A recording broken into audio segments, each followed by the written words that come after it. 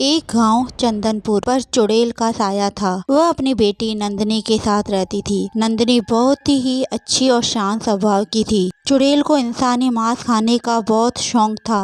वह गांव में से किसी न किसी आदमी को उठाकर लाती और मारकर खा जाती, इसलिए उसकी बेटी बहुत नाराज होती थी। एक बार चुड़ैल गांव में से एक आदमी को उठा लाई। वह आदमी बहुत रोने लगा कि मैं घर में अकेला कमाने वाला हूँ, मुझे छोड़ दो, मेरा छोटा बच्चा है, मेरे अलावा घर में कोई और भी नहीं है। तो चुड़ैल बोली, दुनिया में किसी न किसी का कोई न कोई है, ये सोचती रही तो मैं तो भूखी मर जाऊंगी। और ये बोलकर उसको मारकर खा गई। तभी उसकी बेटी आई तो उसकी बेटी बोली, माँ तो किसी न किसी आदमी को लेकर आ जाती है, उनके घर में उनके परिवार वाले उनका इंतजार कर रहे होंगे। तो उसकी माँ बोली, तो मेरे घर क्यों पैदा हुई, तो इंसान के घर क्यों नहीं पैदा हुई, रोज रोज ज्ञान देने आ जाती है, तू यहाँ से चली जा। फिर नंदिनी अपना रूप बदलकर गांव में चक्कर लगाने गई तो उसने देखा कि एक बच्चा रो रहा था।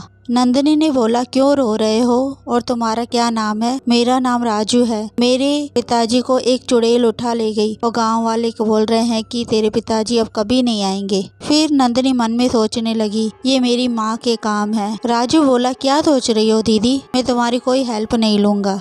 नंदिनी बोली, मेरा भी कोई नहीं है इस दुनिया में, क्या तुम मेरे भाई बनोगे? राजू बहुत खुश हो जाता है। हाँ हाँ क्यों नहीं, मुझे भी मेरी बहन मिल जाएगी। और राजू उसे अपने घर ले आया। नंदिनी रात को राजू के साथ रहती और सुबह कमाने के बहाने अपनी माँ के पास चली जाती थी। काफी दिन गुजर गए और राजू भी अब बड़ा हो गया था। एक दिन चुड़ैल गांव में आई और एक आदमी को उठाकर लेके गई। गांव वालों ने एक सभा बुलाई जिसमें सरपंच ने कहा कि ये चुड़ैल किसी न किसी आदमी को उठा ले जाती है। चुड़ैल ने गांव वालों को दुखी कर रखा है, इसका कुछ न कुछ तो इंतजाम करना ही पड़ेगा और ये सब अपन ही करेंगे। तभी राजू बोलता है कि अब मैं बड़ा हो गया हूँ, मुझे भी मेरे पापा का बदला लेना है, मैं अपने दोस्तों के साथ मिलकर इसको खत्म कर दूंगा। सरपंच हंसने लगा, बोला, ऐसा तुम कर पाओगे तो ये गांव के लिए बहुत अच्छा होगा। और फिर सब लोग अपने अपने घर चले गए। राजू घर पे आया और नंदिनी को सभा वाली सारी बात बता दी। नंदिनी सोचने लग गई तो राजू बोला, क्या सोच रही हो दीदी? बोला, कुछ नहीं, मुझे कुछ दिनों के लिए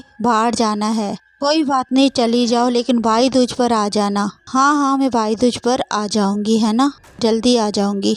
और ये बोलकर नंदिनी अपनी माँ के पास चली गई। उसने अपनी माँ को समझाया, माँ तू गांव वालों को क्यों परेशान कर रही है, एक दिन ये गांव वाले तुझे ही खत्म कर देंगे। तो चुड़ैल बोली, गांव वाले मेरा कुछ नहीं कर सकते हैं, मैं चाहूँ तो पूरे गांव को मैं खत्म कर सकती हूँ। नंदिनी बोली, माँ इंसान बहुत ताकतवर होते हैं। तो उसकी माँ को गुस्सा आ गया, तो यहाँ से चली जा, तू यहाँ आई क्यों है? नंदिनी राजू के घर जाती है तो राजू वहाँ नहीं था। उसे पूरे गांव में ढूंढती है, राजू नहीं मिलता है। तभी उसका दोस्त शामू से मिलता है। उससे पूछती है कि राजू को तुमने देखा है? शामू बोला, दीदी राजू को वो चुड़ैल उठा ले गई। चुड़ैल गांव में आई थी और लोगों को उठा रही थी, तो राजू ने उसका विरोध किया। लड़ाई करते करते वो बेहोश हो गया तो चुड़ैल उसे ही उठा लेके गई। ये बोलकर शामू रोने लगा।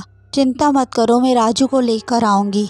ये बोलकर नंदिनी अपनी माँ के घर गई। माँ के घर जाते ही चुड़ैल तो वहाँ नहीं थी, लेकिन राजू बंधा हुआ था। राजू नंदिनी को देखकर बहुत खुश हुआ, बोला, मुझे पता था दीदी तुम यहाँ आओगी। तभी चुड़ैल वहाँ आ जाती है। नंदिनी, तुम दोनों भाई बहनों में बड़ा प्यार है ना, तो उसे अपना असली रूप क्यों नहीं दिखाती हो? नंदिनी अपने असली रूप में आ जाती है और चुड़ैल राजू को पटक देती है और राजू गिरने की वजह से उसके हाथ खुल जाते हैं। ये देखकर नंदिनी ने चुड़ैल को धक्का दिया। चुड़ैल दूर जाकर गिरी और राजू ने भी जल्दी से त्रिशूल उठाकर उस पर वार कर दिया और चुड़ैल वहीं पे मर जाती है। ये देखकर नंदिनी बहुत रोती है और वहाँ से जाने लगती है। तो राजू बोलता है, दीदी मुझे टीका नहीं लगाओगी? ये सुन नंदिनी बहुत खुश हो जाती है।